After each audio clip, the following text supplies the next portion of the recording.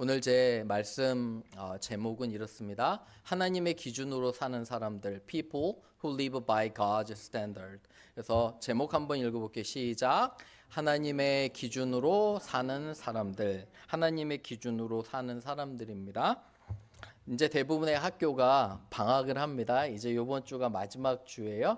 물론 초등학교, 중학교, 고등학교는 좀 더 있지만 대부분의 대학교와 제가 가르치는 신학교도 이제 방학에 들어갑니다.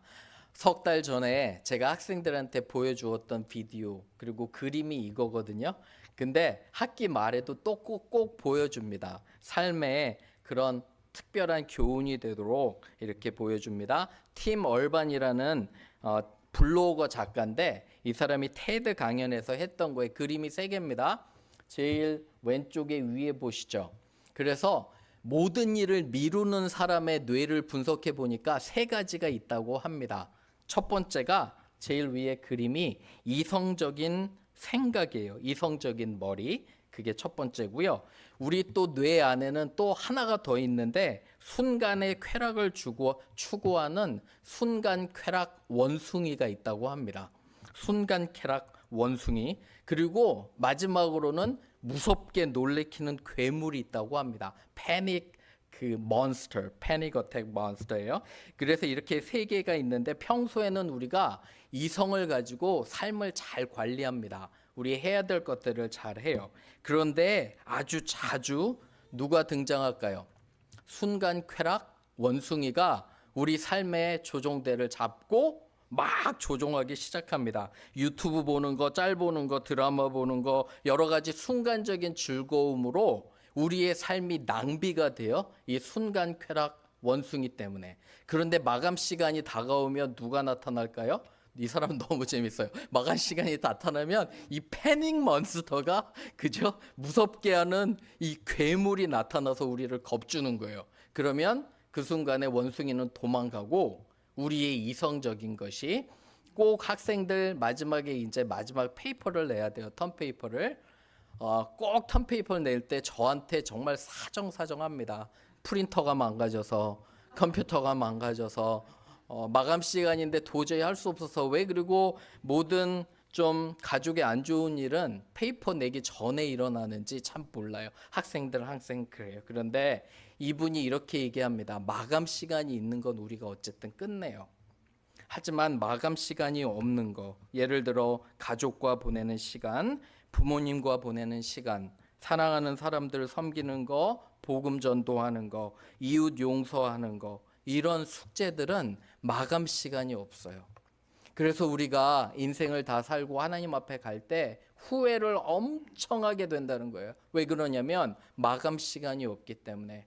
여러분과 저는 지혜롭기를 원해요. 하나님의 기준으로 살고요. 아직까지도 이번 해가 가기 전에 내가 해결되지 않은 죄가 있다면 정말 깊이 회개하고요.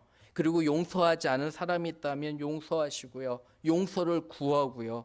아직 복음을 전도하지 않은 사람이 있다면 꼭 전도하시기를 바라요. 그래서 2026년에는 새로운 그런 삶을 맞이하기를 주님의 이름으로 축원합니다. 3가지로 한번 볼게요.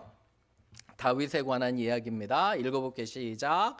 다윗은 다시 한번 사울에게 복수할 기회가 있었습니다. David again had the opportunity to take revenge on Saul. 우리 텍스트 한번 보세요. 26장 1절에 보면 1절 보세요. 10사람이 기브아에 와서 사울에게 또 말해요. 그죠? 다윗이 광야 하길라 산에 숨었다. 이렇게 얘기를 하니까 사울이 계속 쫓고 있는 거예요. 그죠? 2절에 보면 다윗을 계속 찾으려고, 그죠? 다윗을 죽여서 왕권을 공고히 하려고 사람 3,000명을 불러가지고요. 군사들을 모집해서 다시 가는 거예요. 계속적으로 이렇게 사울이 악하게 다윗에게 행동합니다. 그죠? 그런데 5절에 보면 다윗이 멀찌감치 보니까 사울이 군대 장관 아브넬과 여러 사람들과 자고 있어요. 그런데 자고 있는데 다윗이 같이 가서 정탐하자고 해요. 누가 가겠느냐 물었더니 7절에 보세요. 다윗과 아비새가 가겠다고 해요. 용감한 둘이 그 진영 가운데 누워 자는 곳에 갔어요. 가서 사울 정말 죽일 찬스가 온 거예요. 그죠? 정말 상황적으로 복수할 찬스가 왔는데 8절 한번 보세요. 8절에 뭐라고 하냐면 아비새가 다윗에게 이르되 하나님이 오늘 당신의 원수를 당신의 손에 넘겼나이다. 그러므로 청하오니 내가 창으로 그를 찔러 죽이게 해달라는 거예요. 무슨 말이냐면 복수의 기회가 다시 한번 온 거예요. 여러분 기억나세요? 몇 주 전에 그죠? 다윗은 한 번에 죽일 기회가 있었어요. 동굴에서. 기억나시죠? 그죠? 사울이 급한 일로 동굴에 들어올 때 죽일 수 있었는데 그러지 않아요? 근데 오늘 다시 한번 복수의 기회가 있는 거예요. 그런데 이 아비새가 옆에서 뭐라고 그러냐면 하나님 주신 기회다. 여러분 혹시 그런 경험 이렇게 하신 적이 있으신가요? 평소에 나를 되게 험담하고 나에게 못되게 하는 사람이 공경에 처해요. 잘못됐어요. 그러면 여러분 마음이 어떠세요? 그리고 내가 정말 복수할 기회가 왔어요. 자, 그러면 어떻게 해야 할까요? 이게 아비새처럼 그럴까요? 하나님 주신 절호의 기회야. 맛 좀 당해봐라. 그래서 2배로 갚아줘요. 평소에 나를 너무도 괴롭히고 못되게 하는 누구나 어디 가나 다 있잖아요. 그죠? 직장에서나 사업체에서나 어디 가나 왜 하나님께서는 그런 사람을 꼭 한 명씩 두시는지. 저도 학생들 가르치면서 학생 하나가 있는데 지 잘못은 매일 5분 10분씩 늦어요. 숙제도 거의 제때에 낸 적이 없는데 꼭 탓하면 누구 탓할까요? 가르치는 제 탓해요. 그럴 때 진짜 마음이 너무너무도 미워요. 그죠? 당연히 성적을 엉망으로 주고 싶잖아요. 그죠? 그 인생이 어떻게 되든 말든지 간에 나는 별로 상관없다 이러고 있는데 그럴 때 하나님께서 우리에게 물으시는 게 있어요. 우리는 하나님의 자녀로 어떻게 해야 되는지. 그죠? 저도 이 동네에서 멤피스에서 여러 가지 소문이나 험담 때문에 많이 상처를 받은 사람 중에 하나예요. 그런데 묵묵하게 기도하고 하나님께서 해결해 주시겠지 하니까 정말 해결해 주세요. 하나님께서 시간이 지나면 사람들을 깨닫게 하셔서 그들도 깨닫고 이러는 걸 보게 됩니다. 그죠? 꼭 기억하셔야 돼요. 그리고 복수나 안 갚으면 하나님께 달려있는 거예요. 읽어볼게요. 시작. 그들이 실족할 그때 내가 보복하리라. 그들의 환난 날이 가까우니 그들에게 닥칠 그 일이 속히 오리로다. 우리는 여러분과 저는 걱정 안 하셔도 돼요. 왜 그러냐면 그 원수 갚는 일 그리고 정의와 그런 공의는 하나님의 영역에 속한 거라 믿어요. 아멘. 그죠? 그래서 1년을 정말 마치면서 여러분 가운데 그동안 나에게 잘못했던 사람들 정말 보복하고 싶고 복수하고 싶고 2배로 갚아주고 싶어도 하나님의 마음으로 용서하시고 사랑하시기를 주님의 이름으로 부탁을 드립니다. 2번째 갈게요. 2번째 읽어볼게요. 시작. 다윗은 하나님의 원칙을 따라서 사울을 죽이거나 복수하지 않습니다. 9절 한번 보세요.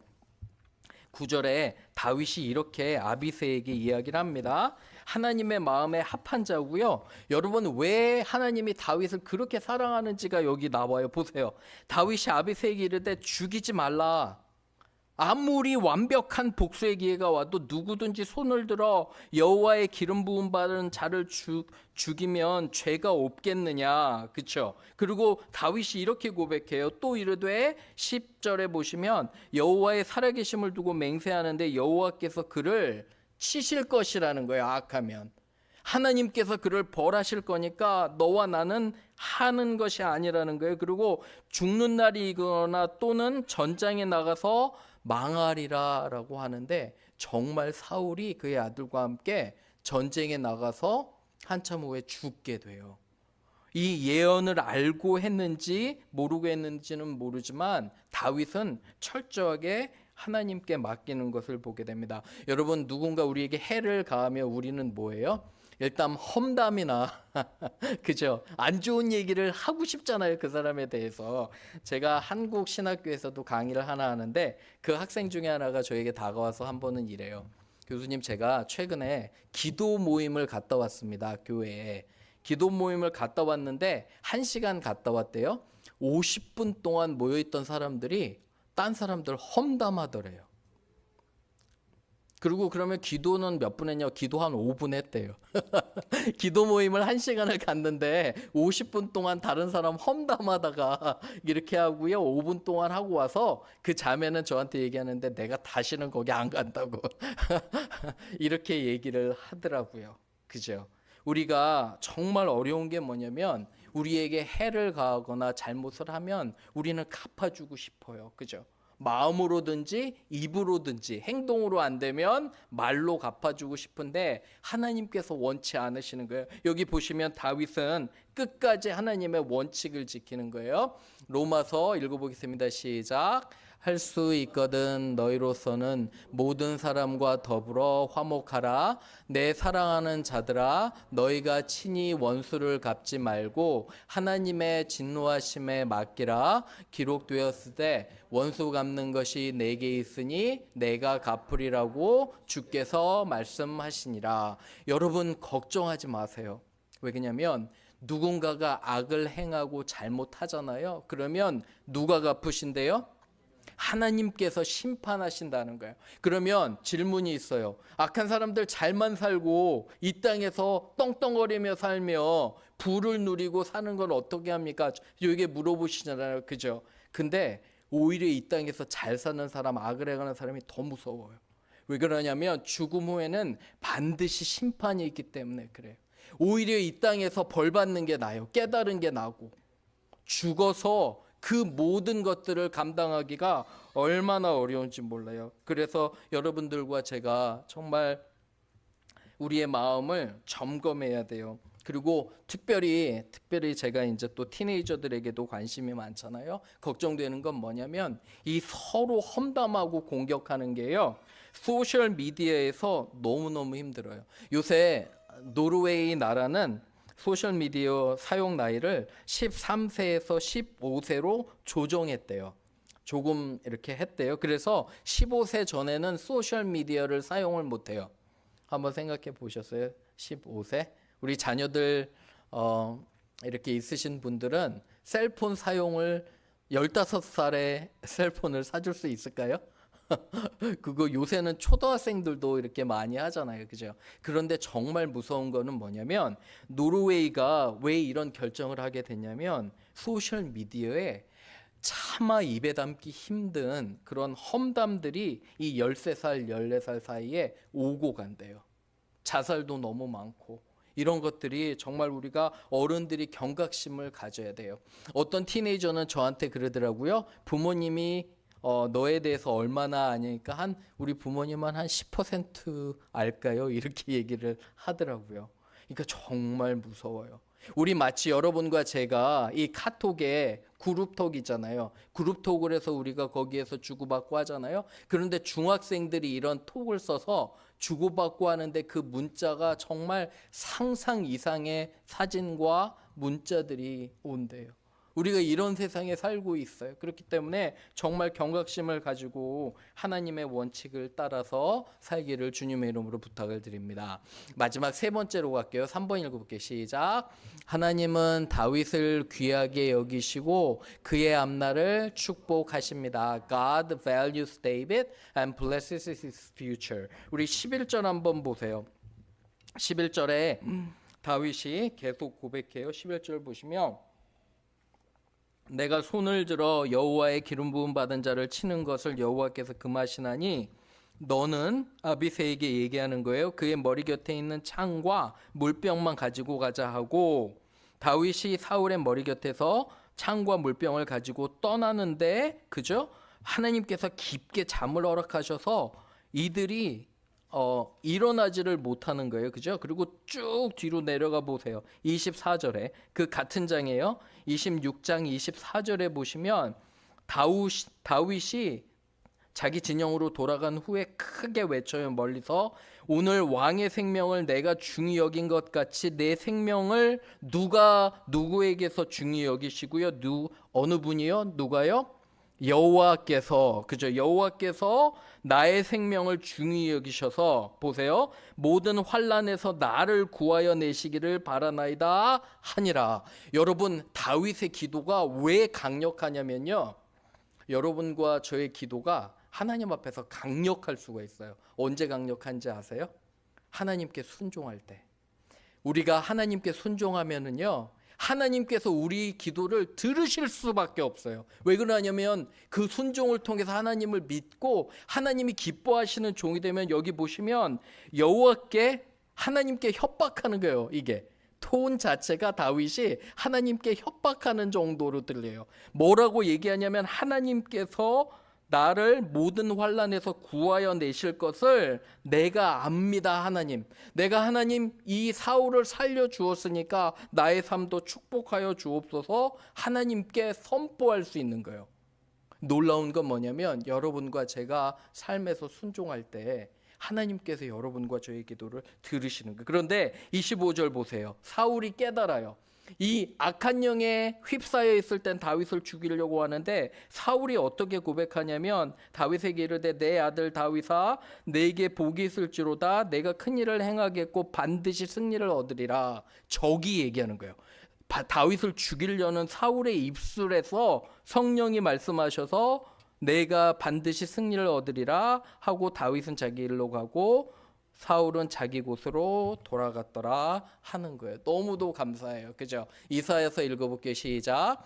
이는 내 생각이 너희의 생각과 다르며 내 길은 너희의 길과 다름이니라. 여호와의 말씀이니라. 이는 하늘이 땅보다 높음같이 내 길은 너희의 길보다 높으며 내 생각은 너희의 생각보다 높음이니라. 하나님, 나는 정말 하기 싫고 내 머리도 이해도 가지 않아요. 하나님, 나한테 그렇게 얘기하지 않으셨으면 좋겠어요 하고 하나님께 정말 우리의 마음을 이렇게 내어놓을 때도 많이 있어요. 그죠? 하나님, 나는 도저히 이해가 가지 않아요. 하나님, 저 사람을 용서하고 사랑하는데 나는 그러기가 싫고 내 머리도 이해도 안 되고 나는 그렇게 하고 싶지도 않아요 하는데도 불구하고 하나님은 나의 생각은 너희의 생각과 다르다는 거예요. 정말 주일에 하나님을 예배하고 경배하는 이런 예배뿐만 아니라 모든 것이 나의 생각이 너의 생각보다 다르다는 거예요. 높고 깊다는 거예요. 그래서 너희는 순종하라는 것을 하나님께서 이렇게 말씀하시는 것을 보게 됩니다. 오늘 아침에 이렇게 오실 때 장식 되게 예쁘시죠? 앞에 한번 보세요. 그죠? 크리스마스라 되게 장식 예쁘게 이렇게 해놨잖아요. 그래서 지난 3일 동안 팸 집사님이 열심히 장식을 하셨어요. 저도 며칠 나와서 집사님에게 이제 말도 걸고 어떻게 이렇게 열심히 하냐 그랬더니 저에게 그래요. brother 조셉, pastor 조셉, 나의 그런 삶의 목적은 하나님의 그런 성전을 아름답게 하는 거래요. 이분의 그런 삶의 목표와 목적이. 그래서 이거 혼자 하신 거예요. 밑에도 다 그렇고, 그분의 거라지를 가보면 몇몇 분들이 저한테 가르쳐 주셨는데 집안 온통 가득 장식품이래요. 시즌별로 교회를 어떻게 예쁘게 장식할까, 그 모든 것을 가득가득 채워놓고 계시고요. 그런데 한 번은 저에게 이런 말씀을 하시는 거예요. 낮에만 운전하고 밤에는 운전을 안 한대요. 밤에 잘 안 보여서. 그리고 밤에 일찍 잠든대요. 그래서 일찍 잠들기 전에 하나님께 기도한대요. 연세 많으시거든요. 남편도 그렇고. 내가 잘 때 하나님께서 내 영혼을 데려가셔도 나는 정말 행복하게 가겠다고, 내가 끝까지 하나님의 성전을 예쁘게 하고 잠들고 하나님께서 나를 부르시면 얼마나 좋겠냐는 말을 저에게 해주셨어요. 굉장히 많이 감동이 되는 거예요. 우리 인생의 삶에서 하나님의 기준과 원칙으로 사는 거, 사람들 사랑하고 용서하고 예배 사랑하고 교회를 사랑하는 그런 마음을 저는 하나님께서 축복하신다 믿어요. 아멘. 그죠? 한 주 올 때 또 새로운 한 주를 하나님의 기준으로 살아가는 저와 여러분 되기를 주님의 이름으로 축원합니다. 아멘.